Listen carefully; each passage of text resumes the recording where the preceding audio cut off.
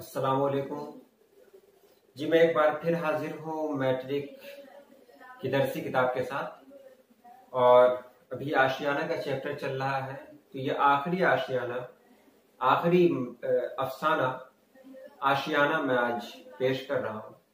आप लोग इसे ध्यान से सुने, तवज्जो से सुने। बिल्कुल आसान अफसाना है, आपको आसानी से याद हो जाएगा। सबसे पहले जान लेते हैं कि अफसाना आशियाना को लिखा किसने। तो अफसाना आशियाना की लिखने वाली है निगार अजीम। निगार अजीम कब पैदा हुई, कहाँ पैदा हुई, इसके बारे में किताब में कुछ नहीं दिया हुआ है, इसलिए इसका सवाल ही नहीं आएगा। निगार अजीम का असल नाम है मलका मेहर निगार और कलमी नाम इनका निगार अजीम है। वो उर्दू दुनिया में निगार अजीम के नाम से ही मशहूर है, मारूफ है। उन्होंने ड्राइंग और पेंटिंग में एमए किया है और सादत हसन मंटू के अफसाना निगारी का तनकीदी जायजा पेश करके जामिया मिल्लिया इस्लामिया से पीएचडी की डिग्री हासिल की है। उन्होंने खातून के जज्बात और महसूसात पर बहुत सारे अफसाने लिखे हैं, यानी औरतों के बारे में उन्होंने लिखा है। और इनका पहला अफसानवी मजमुआ अक्स के नाम से 1990 में शाया हुआ था। फिर 1999 में दूसरा मजमुआ शाया हुआ जिसका नाम था गहन। इसके अलावा उन्होंने सफरनामे भी लिखे हैं और हरचरण चावला की शख्सियत और फन का जायजा भी पेश किया है। उनके अफसाने का नाम है, उनके सफरनामे का नाम है गर्दे आवारगी। तो आप तीनों नाम याद रखें। पहला अफसाने मजमुआ है अक्स, दूसरा है गहन, और जो उनका ये सफरनामा है उसका नाम है गर्दे आवारगी। चलिए तो सीधे सीधे अफसाने की तरफ चलते हैं। आशियाना निगार अजीम का लिखा हुआ एक बेहतरीन अफसाना है। इसमें उन्होंने कैफियत और जज्बात महसूसात के बारे में बताया है कि वो लोग जो अपने घर से अलग होते हैं उन पर क्या गुजरती है, वो लोग क्या चाहते हैं, इंसान अपनी जिंदगी में क्या चाहता है, अगर इंसान कहीं जाता है तो उसकी क्या ख्वाहिशें हो सकती हैं। बस यही इसका मेन पॉइंट है। तो चलिए सीधे सीधे हम अफसाने की तरफ बढ़े। इसमें जो किरदार है उसमें है जरीना, जरीना के शौहर बरकत अली, जरीना और बरकत अली के बेटे सिराज, बहू इरफाना, और उसके साथ दो प्यारे प्यारे पोते। एक का नाम है अदनान जो 9 साल का है और एक का नाम है फरहान जो भी 5 साल का है। याद रखेंगे, इतने ही किरदार है। तो ये कहा गया है कि जरीना और बरकत अली अपने बेटे सिराज से मिलने के लिए बंगलौर जाते हैं। बंगलौर गए, वहां जाने के बाद बेटे और बहू ने इनकी बहुत आवभगत की, बहुत माना, बहुत ख्याल रख रहे हैं इनका और हर तरह से इनका ध्यान रख रहे हैं। ऐसे बेटे और ऐसी बहू तो लाखों में एक होती है। इतना केयर करना, इतना ध्यान देना कि किसी भी काम में जरीना को शामिल नहीं किया जाता है। जरीना चाहती है घर का कोई काम करे, लेकिन बेटा और बहू इतने अच्छे हैं दोनों कि जरीना और बरकत अली को कहते हैं कि आप सिर्फ आराम कीजिए, आपने तो अपनी जिंदगी गुजार ही ली, आपने तो मेहनत की ही, अब आपके आराम करने का वक्त है, तो आप आराम करें। जरीना जो बरकत अली की बीवी है और सिराज की माँ है, वो कुछ दिनों तक तो अच्छा लगा, बहुत अच्छा लगा, लेकिन उसके बाद जब कोई भी काम करने नहीं दिया गया इनको, तो एक तरह की बोरियत सी महसूस हुई कि आखिर ये घर है। वो चाहती है कि यहाँ कुछ काम करें, वो चाहती है कि घर वालों के काम में हाथ बटाएं, लेकिन कोई भी काम नहीं करने दिया जा रहा है। बहू इतनी प्यारी है कि खाने पीने, फल फ्रूट से लेकर सब कुछ की जिम्मेदारी पूरा करती है। और इसके बाद दिन में क्या होता था कि बेटा ऑफिस चला जाता था, कुछ वक्त पोते पोतियों के साथ गुजर जाता और उसके बाद इरफाना अपने काम में लग जाती, इरफाना घर के काम में लग जाती। तो इनको कुछ अजीब सा लगता, दोनों को अजब सा लगता। शुरू में तो बंगलौर आने में बहुत अच्छा लगा था, क्योंकि इनको लगा था, यानी जरीना को लगा था कि चलो घर के काम से छुटकारा मिला, घर पे रहते थे, ये काम करना होता था, रोटी बनानी होती थी, बर्तन धोना होता था, कपड़े धोने होते थे, झाड़ू लगाने होते थे, वगैरह वगैरह बहुत सारे काम होते थे। लेकिन बंगलौर आने के बाद बिल्कुल आराम। तो कुछ दिनों तक इनको बहुत अच्छा लगा। लेकिन उसके बाद उनको एहसास हुआ कि नहीं, ये बहुत अच्छा नहीं है, क्योंकि 7वीं मंजिल पे इनको रहना होता था और लिफ्ट से आना जाना, और साथ ही साथ जो भी काम होता वो बहू इरफाना कर देती। तो इनके पास सिर्फ खाली वक्त होता, ये कोई काम इनके जिम्मे था ही नहीं। एक दिन उन्होंने कहा था कि मैं कुछ बनाना चाहती हूँ। तो इरफाना ने कहा कि अम्मी, आप क्या इस उम्र में बनाइएगा, आपने तो बहुत मेहनत की, अपनी जिंदगी मेहनत में गुजार दी, और अब तो आपको आराम करने का वक्त है, इसलिए आपको आराम करना चाहिए। घर में खाना वगैरह बनाने के लिए, कपड़े धोने के लिए 2-2 आयाएं लगी हुई थी, यानी 2-2 नौकरानियां थी। लेकिन इरफाना खाना खुद बनाती थी। इरफाना खुद ही खाना बनाती थी और खाना बहुत अच्छा बनाती थी। तो जरीना कहती है कि मुझे एक बार एहसास हुआ कि 2-2 मुलाजमाओं का पैसा जा रहा है, तो इससे अच्छा है वो बाकी जो काम बचता है वो मैं खुद कर लूं। तो इन्होंने भी कहा कि मैं ऐसा करना चाहती हूं, लेकिन किसी को ये मंजूर नहीं हुआ। एक दिन की बात है कि जरीना ने देखा कि बेटे और बहू के बीच में कुछ लफड़ा चल रहा है, कुछ झगड़ा हो रहा है। पता चला है कि इरफाना नौकरी करना चाहती है, जॉब करना चाहती है, लेकिन सिराज उसकी जॉब की मुखालफत में है, उसकी नौकरी की मुखालफत में है। सिराज कहता है कि तुमको ऐसे करने की जरूरत नहीं है, मेरे पास तो पैसे है ही नहीं, और अब प्रमोशन भी होने वाला है जिससे और भी पैसा बढ़ेगा, इसलिए तुमको नौकरी करने की जरूरत नहीं है। ऐसे में जरीना फिर उनके पास जाती है, यानी वो बूढ़ी औरत है, फिर उनके पास जाती है और कहती है कि बेटा, अगर इरफाना नौकरी करना ही चाहती तो नौकरी करने दो।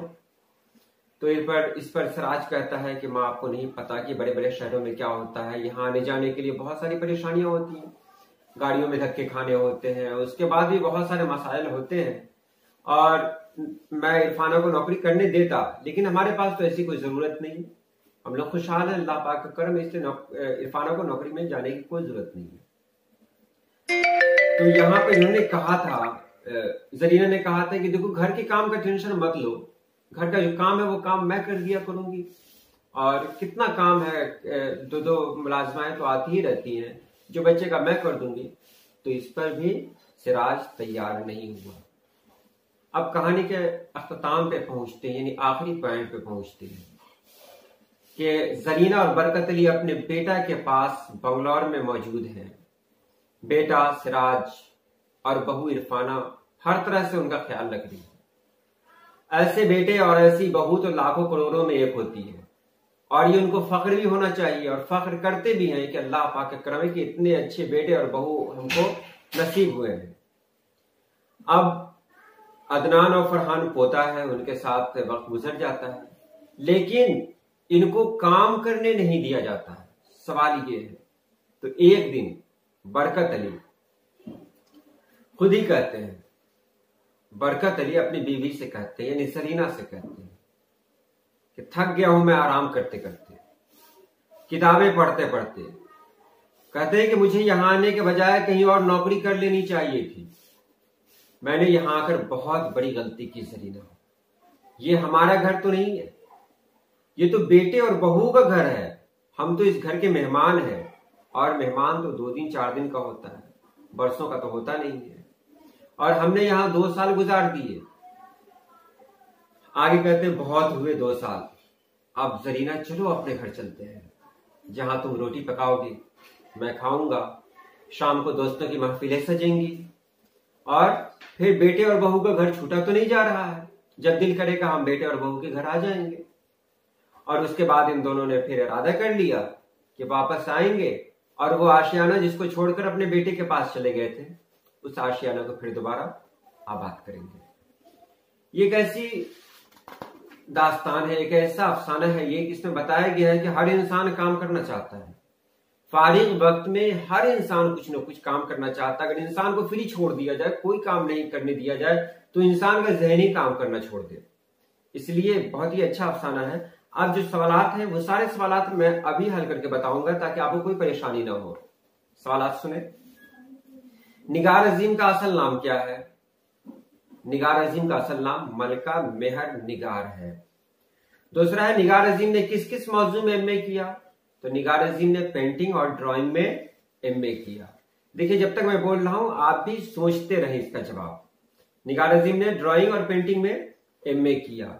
निगार अजीम के अव्वलीन अफसाने मजमू यानी सबसे पहला अफसाने मजमू का नाम क्या है? तो निगार अजीम के पहले अफसाने मजमू का नाम है अक्स, जो 1990 में शाये हुआ। निगार अजीम का मजमुआ गहन कब शाया हुआ? तो आप जान ही रहे होंगे, निगार अजीम का मजमुआ गहन 1999 में शाया हुआ। आखिरी सवाल है मुख्तसर तरीन सवालात से कि निगार अजीम के सफरनामे का नाम क्या है? तो निगार अजीम के सफरनामे का नाम है गर्दे आवारगी। ये हो गया। उसके बाद मुख्तसर सवालात में आता है सही और सही के फर्क को जुमले में वाज़ेह कीजिए। देखिए, एक है सीन है ये, जिस स्क्रीन पर आप देख रहे हैं, सीन है ये सही का मतलब क्या है? और एक है स्वाद है ये है। तो आप देख रहे हैं जो स्क्रीन पर आपको दिखाया जा रहा है सही, इसका मतलब है किसी बात को ये कहना तुम आओ तो सही, मैं जरूर चलूंगा। और यहां पर सही का मतलब राइट नहीं है।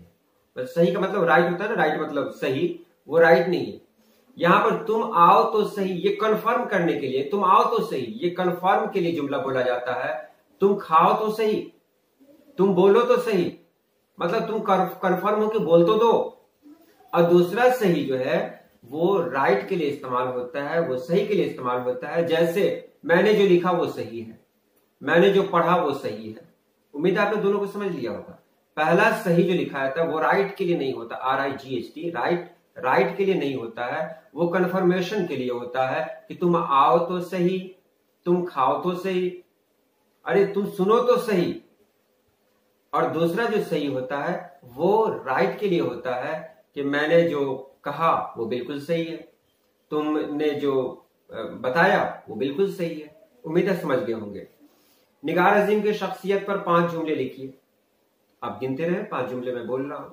निगार अजीम अपने अहद की मुमताज अफसाना निगार है। उनका पूरा नाम मलका मेहर निगार है। वो निगार अजीम के नाम से अदबी दुनिया में मशहूर है। निगार अजीम के पहले अफसाने मजमुआ का नाम गहन है।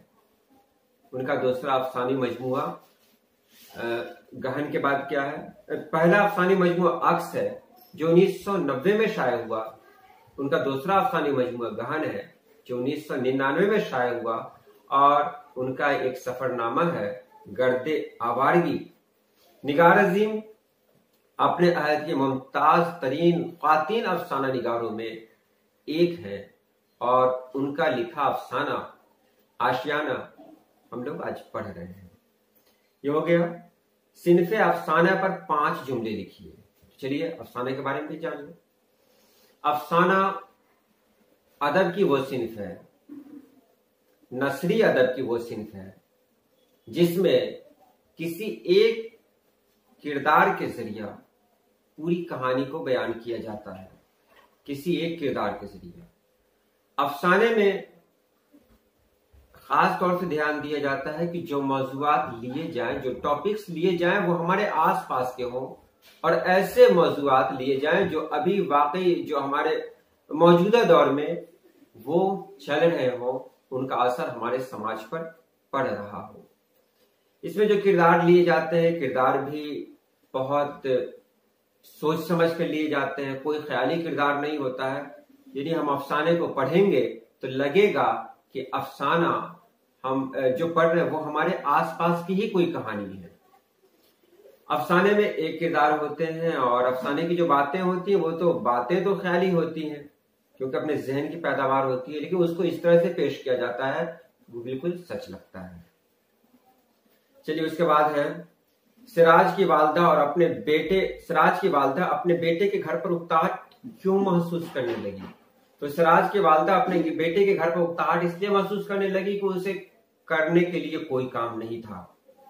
वो चाहती थी कि अपने बेटे के घर पे रहे तो कुछ करे। वो चाहती थी कि फारिग वक्त में वो बैठकर वक्त न गुजारे, लेकिन उसके बेटे और बहू क्या कहें, बहुत अच्छे थे क्या? ये तो आप समझ ही रहे होंगे बहुत अच्छा। जब मैं कह रहा हूं तो आपको समझ में आ रहा होगा कि बहुत अच्छे के अंदर एक तंज भी है कि उनके बेटे और बहू इतने अच्छे थे कि बाप और माँ के जज्बात को समझा ही नहीं, बाप माँ की सोच को जाना ही नहीं।